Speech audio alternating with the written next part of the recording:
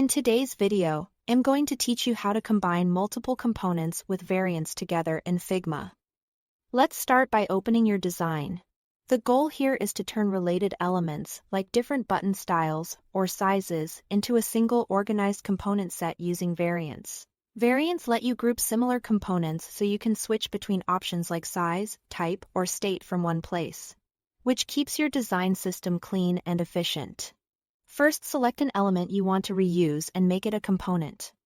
With the element selected, look to the right-hand panel and click Create Component. You'll know it worked when you see the purple diamond icon next to it in the Layers panel and in the right sidebar. Repeat this for each element you plan to include. It's important that every item you want to combine is an individual component.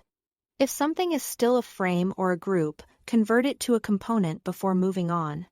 This avoids issues later and ensures everything is structured consistently. Once all your elements are components, select the ones you want to bring together. You can do this directly on the canvas or from the Layers panel.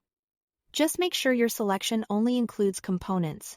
With them all selected, go to the right-hand panel and click Combine as Variants. Figma will bundle them into a single component set. You'll see a parent container with multiple variant tiles inside it, which is exactly what we want. Now it's time to name your properties and values so everything is easy to understand and use. In the right-hand panel, find the Properties area for your variant set.